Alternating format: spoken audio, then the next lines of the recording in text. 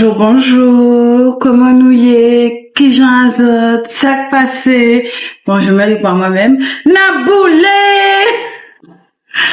J'espère que vous allez bien, moi ça va très bien, j'espère que vous avez passé une bonne semaine, que c'était pas trop galère, que au travail ça va, que à la maison pour ceux qui ne travaillent pas, qui sont à la maison pour s'occuper des enfants ou simplement qui veulent pas y travailler, j'espère que vous allez bien. Alors, aujourd'hui, je vais vous parler de comment trouver un emploi au Québec et plus particulièrement trouver un emploi en qualité de travailleuse sociale, assistante sociale, assistante de service social. Parce que en France, ils aiment bien préciser les choses.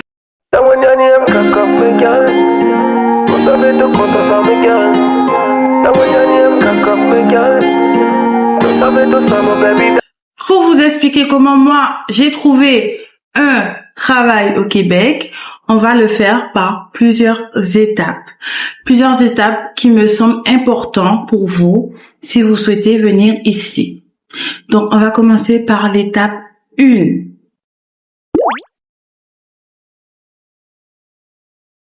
Faire son CV et sa lettre de motivation.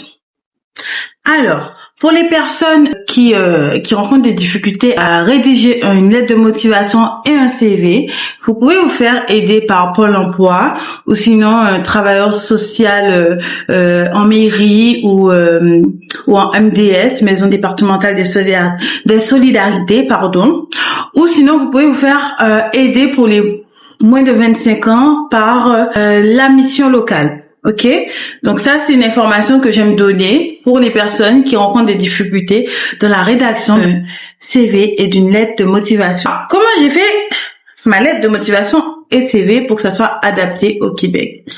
Faut savoir qu'au Québec, ils veulent simplement avoir sur un CV indiqué les diplômes, les compétences, les formations. C'est tout. Eux, ils sont vraiment très simple au niveau du CV. Ça sert à rien de rajouter une photo, de rajouter un design parfait, etc. Vous n'êtes pas obligé de faire tout ça. Simplement un CV avec vos compétences, vos diplômes et ainsi vos formations. C'est tout. Alors moi, ça a été simple parce que j'ai été sur Indeed pour générer un CV. Sur Indeed, vous avez la possibilité de générer un CV simplement en inscrivant vos compétences, vos diplômes et les formations que vous avez pu faire. Et ensuite, ça vous génère un CV gratuitement, tout prêt pour envoyer à vos employeurs. Autre chose, si vous avez de l'expérience déjà et que vous avez la possibilité de vous mettre en lien avec vos employeurs ou vos anciens employeurs, faites-le pour demander des recommandations.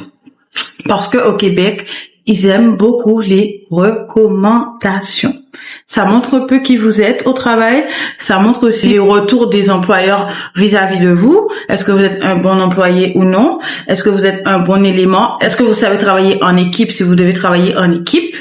Donc, c'est fortement recommandé. Et si vous avez le projet de venir vous installer au Québec et que vous avez la possibilité de vous mettre en lien avec vos employeurs, faites-le tout de suite.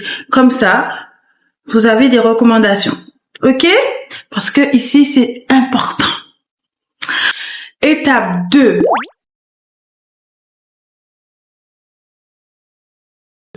On réfléchit à quel type de permis on souhaite obtenir pour venir résider au Québec. Alors, moi, j'ai un permis de travail fermé. Donc, ça veut dire que je suis reliée qu'avec un seul employeur. Je ne peux pas travailler pour d'autres employeurs. Vous avez la possibilité de faire une demande de permis ouvert également. Ce qui veut dire que vous pouvez travailler avec un employeur, mais vous avez le choix. Si demain, vous vous sentez pas bien dans un emploi, imaginons, changer d'emploi et aller voir un autre employeur postuler autre part. Contrairement à moi, qui est relié à un seul employeur, je ne peux pas me détacher de cet employeur. C'est-à-dire que mon permis est vraiment relié qu'avec l'employeur que j'ai actuellement ici. Donc, réfléchissez vraiment ce que vous souhaitez avoir, permis fermé, permis ouvert. Il faut savoir aussi que le permis fermé ne vous dit pas que vous êtes dans l'obligation de supporter certaines situations compliquées au travail. Il faut savoir que l'employeur a des droits et des obligations, comme le salarié a des droits et des obligations. Donc vous êtes protégé si, imaginons, vous vivez une situation compliquée au travail, s'il y a de la discrimination, si, imaginons, il y a de l'abus, vous êtes protégé. Donc, prenez le temps de lire sur le droit du travail au Québec pour justement prendre la décision la plus appropriée pour vous en fonction du permis que vous souhaitez avoir. Ok? Il faut savoir aussi qu'aujourd'hui, c'est un peu plus facile d'immigrer au Québec avec un permis de travail fermé. C'est vrai qu'aujourd'hui, avec le contexte actuel du Québec, c'est un peu compliqué de venir ici. Mais bon, vous voyez, vous décidez de comment vous voulez venir ici. C'est à vous de faire le choix que vous souhaitez. On passe à l'étape 3. La vérification de vos compétences au Québec. Donc, il faut déjà, dans un premier temps, vérifier si vos diplômes sont reconnus au Québec, si vous avez la possibilité de faire votre emploi. Pour travailler en qualité de travailleuse sociale, donc assistante sociale, je dis travailleuse sociale parce que au Québec, on dit pas assistante de service social, mais on dit travailleuse sociale. Ok, assistante sociale ici, ça n'a pas la même qualification et niveau d'études au Québec. Pour une assistante de service social qui souhaite travailler au Québec, il faut faire vérifier vos diplômes par l'Ordre des travailleurs sociaux et thérapeutes conjugaux et familiaux du Québec. Ok, j'ai préféré le dire parce que je voulais vraiment vous donner exactement l'intitulé en fait de l'ordre, parce que souvent je me trompe, souvent je dis l'ordre des travailleurs sociaux, mais c'est vraiment plus long que ça, c'est vraiment l'ordre des travailleurs sociaux et des thérapeutes conjugaux et familiaux du Québec. Donc vous pouvez le trouver sur internet, vous devez taper OTSTCFQ, je répète, OTSTCFQ. Alors si tu es travailleur social et tu souhaites faire reconnaître ton diplôme, tu dois absolument aller sur ce site pour faire une demande de vérification de tes diplômes.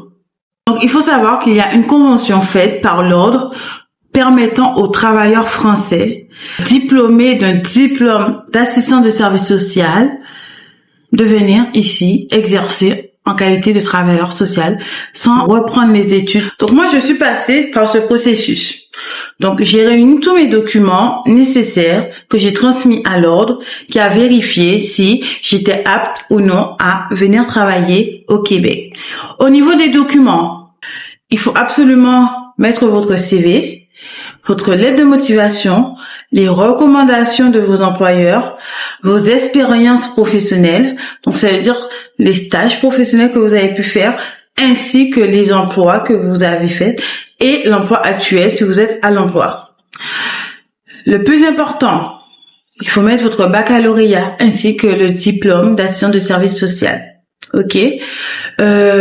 Pour que le document soit validé par l'ordre, j'ai été à la mairie pour faire certifier mon baccalauréat, ok, et mon diplôme de travailleuse sociale. J'ai été directement dans l'école où j'ai obtenu mon diplôme. Donc moi, j'étais à l'école à l'IRFAS à Évry dans le 91 en Essonne. À la fin de votre formation, on va vous donner un dossier qui est rempli avec toutes les modalités si on souhaite travailler à l'extérieur de la France. Gardez précieusement ce dossier parce que c'est ce dossier-là qui va vous permettre de faire la reconnaissance de votre diplôme.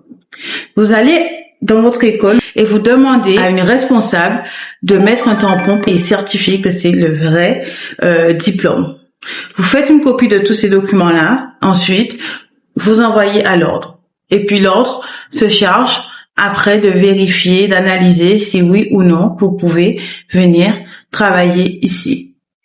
À savoir que pour travailler au Québec, il faut absolument faire partie de l'ordre des travailleurs sociaux. Même si on a le permis de travail, il faut également obtenir la carte de membre de l'Ordre des travailleurs sociaux pour exercer. Sans ces deux éléments, on ne peut pas travailler. On passe à la 4e étape. Pour postuler, vous pouvez passer sur des sites d'emploi directement sur Internet. Les sites recommandés ici pour trouver un emploi. Il y a québec.ca/emploi, il y a indeed.ca, il y a également la fonction publique du Québec, la carrière.gouv.qc.ca. Il y a également le guichet emploi. Donc sur le guichet emploi, vous avez énormément d'informations. Vous pouvez justement vous renseigner sur tout ce qui est vérification de vos compétences. Donc sur guichet emploi, j'ai beaucoup traîné sur ce site-là lorsque j'étais en France parce que ça donnait énormément d'informations, notamment sur la reconnaissance d'un emploi. Donc imaginons que vous voulez venir travailler ici et que ce n'est pas en tant que travailleur social. Vous avez la possibilité de vous rendre sur ce guichet. Ça vous apporte énormément d'informations sur quel type d'emploi vous pouvez faire ici avec votre diplôme ou est-ce qu'il faut absolument faire une formation pour pouvoir avoir la qualification requise ici. J'ai postulé sur Indeed.ca, il y avait une offre de travailleur social au gouvernement, donc j'ai postulé et par la suite, ma candidature a été retenue. C'est les 4 étapes que moi j'ai vraiment voulu partager avec vous dans une recherche d'emploi au Québec. Première étape, CV et lettre de motivation avec recommandation de l'employeur ou de vos employeurs en France. Deuxième étape, réfléchir à quel type de permis que vous souhaitez obtenir. Permis de travail ouvert, fermé.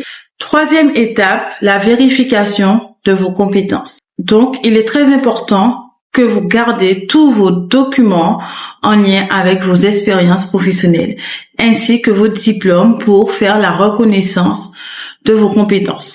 Et quatrième, postulez un peu partout. Ils sont à la recherche et ils sont ouverts justement à faire des entretiens avec vous. Donc, n'hésitez pas à postuler. Étant travailleur social, on a l'opportunité de travailler un peu partout, c'est-à-dire à l'hôpital, et en psychiatrie. On peut travailler également auprès des personnes âgées. On peut travailler dans une école. On a vraiment l'opportunité de travailler un peu partout. Dès que vous voyez une offre qui peut vous intéresser, cliquez dessus, renseignez-vous, essayez d'avoir des informations sur le type d'emploi et les missions proposées et puis postulez. Avant de vous embarquer dans un projet, essayez de réunir tous les documents nécessaires pour que justement vous soyez pas perdu lorsque vous allez entreprendre les démarches. J'espère que vous avez apprécié la vidéo et que vous avez compris les 4 étapes que je vous ai expliquées qui m'ont été nécessaires pour arriver au Québec. Si vous avez plus de questions, n'hésitez pas à me laisser des petits commentaires. N'hésitez pas aussi à mettre un j'aime et à partager la vidéo. Vous attendez quoi en fait? Partagez ma vidéo et mettez des j'aime. Mettez plein de j'aime.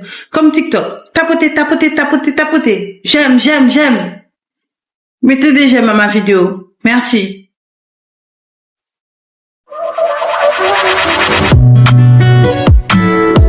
Don't play with it, don't be the size. Still not. Alors, c'est un organisme de services sociaux au Québec. Alors, c'est... Non,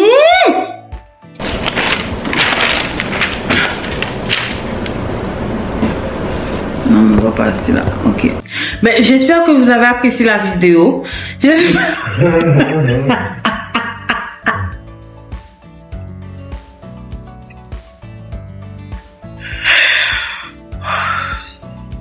J'ai fait la reconnaissance. Alors non, c'est pas bon. On voit pas là, c'est normal. Pour faire le travail,